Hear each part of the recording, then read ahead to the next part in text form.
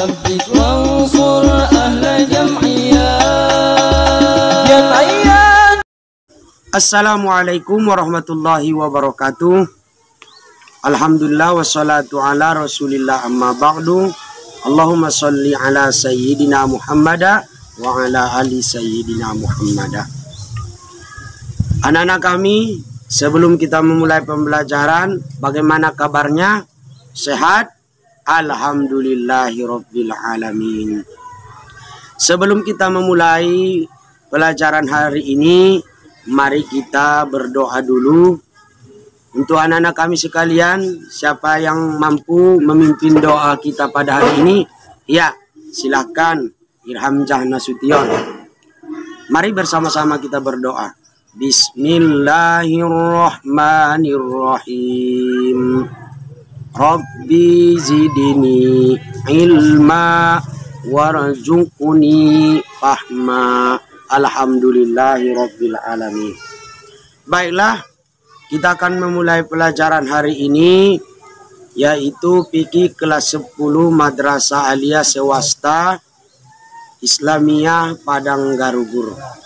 Sebelum kita memulai, adapun kompetensi dasar pelajaran kita hari ini, yaitu 1.1, meyakini kesempurnaan agama Islam melalui kompleksitas aturan fikih. 2.1, mematuhi hukum fikih dalam ibadah dan syariah. 3.1, memahami konsep fikih dalam Islam. 4.1, menyajikan konsep fikih Islam.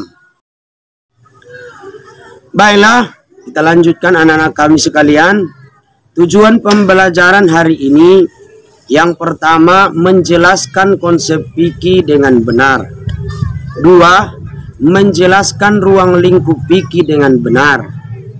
3, membedakan fikih, syariah, dan ibadah dengan benar. 4, menjelaskan macam-macam ibadah dan karakteristiknya dengan baik dan benar. Yang kelima, mempraktekkan ibadah secara baik dan benar. Baiklah, kita lanjutkan peta konsep syariah, yaitu konsep syariah Islam dan tujuan dan prinsip syariah. Kedua, peta konsep ibadah. 1, ibadah mahdhah. Yang kedua, ibadah ghairu mahdhah. Dan yang ketiga, peta konsep adalah fikih, yaitu tata cara pelaksanaan ibadah. Selanjutnya, A, konsep fikih dalam Islam. Fikih berasal dari kata fikihun, yang artinya pemahaman yang mendalam. Ilmu fikih salah satu bidang keilmuan dalam syariat Islam yang secara khusus membahas persoalan hukum atau aturan yang terkait dengan berbagai aspek kehidupan manusia, baik menyangkut individu, masyarakat, maupun hubungan manusia dengan penciptanya. Sedangkan ulama fikih mendefinisikan fikih itu adalah sekumpulan hukum amaliyah yang akan dikerjakan, yang disyariatkan di dalam agama Islam. Selanjutnya, B, ruang lingkup fikih. Ruang lingkup yang terdapat pada ilmu fikih adalah semua hukum yang berbentuk amaliyah untuk diamalkan oleh setiap mukallaf. Mukallaf adalah orang yang sudah dibebani atau diberi tanggung jawab melaksanakan ajaran syariat Islam dengan tanda-tanda seperti balik, berakal, sadar, sudah masuk Islam. Kita lanjutkan pelajarannya. C. Perbedaan syariah, fikih, dan ibadah.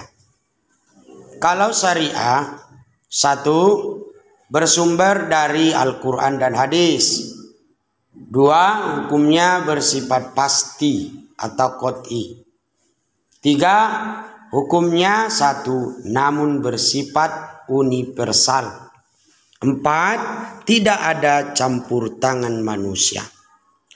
Sedangkan fikih, 1. Bersumber dari para ulama dan ahli fikih.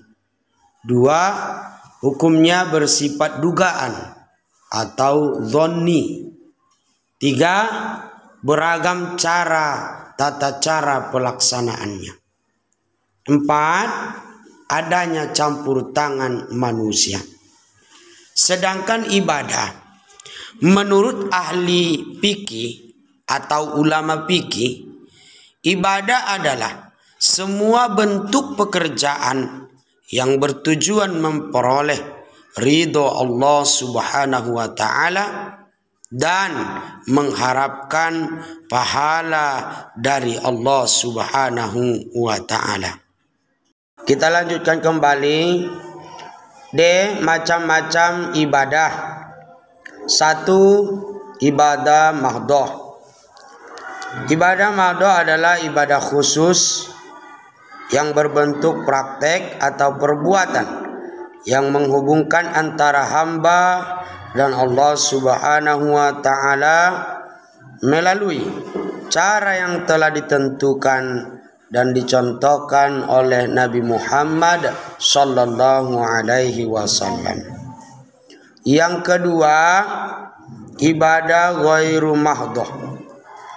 Ibadah ghairu mahdhah adalah ibadah umum yang berbentuk hubungan sesama manusia dan alam sekitar yang memiliki nilai ibadah di hadapan Allah Subhanahu wa Ta'ala. Contoh ibadah mahdhah: salat, zakat, puasa, dan haji. Contoh ibadah ghairu mahdhah: bersedekah, bertetangga, tolong menolong, dan lain-lain. Dari segi karakteristik ibadah, yang pertama dari segi pelaksanaannya, ada dilakukan dengan jasmaniyah, ruhaniyah. Ada juga dilakukan ruhaniyah, maliyah. Ada juga dilakukan jasmani, ruhani, dan maliyah. 2. Dari segi kepentingannya, ada dilaksanakan secara pardi atau perorangan. Ada juga yang dilaksanakan secara ijtimai atau secara umum atau masyarakat. Yang ketiga dari segi bentuknya, ada dia dengan perkataan atau lisan, ada dia perbuatan yang tidak ditentukan bentuknya, ada pekerjaan yang ditentukan bentuknya, dan ada pelaksanaannya berbentuk menahan diri, dan ada juga menggugurkan hak. Selanjutnya, praktik ibadah. Dalam praktik ibadah ini yang perlu kita perhatikan, yaitu jangan sampai kita meninggalkan rukun daripada ibadah tersebut, seperti sholat, zakat, puasa, dan haji. Dan begitu juga dengan ibadah yang lainnya. Semua ibadah yang kita lakukan betul-betul berdasarkan dari firman Allah Subhanahu wa Ta'ala, Quran surah Al-Jariyat ayat 56. Allah menyebutkan, A'udzu billahi minasyaitonir rajim. Bismillahirrahmanirrahim. Wa ma khalaqatul jinna wal ins illa liya'budun. Sebagaimana artinya, dan aku tidak menciptakan jin dan manusia melainkan supaya mereka mengabdi kepadaku. Inilah pernyataan Allah yang diabadikan di dalam Al-Quran. Baiklah anak-anak kami, kita cukupkan saja dulu pelajaran hari ini.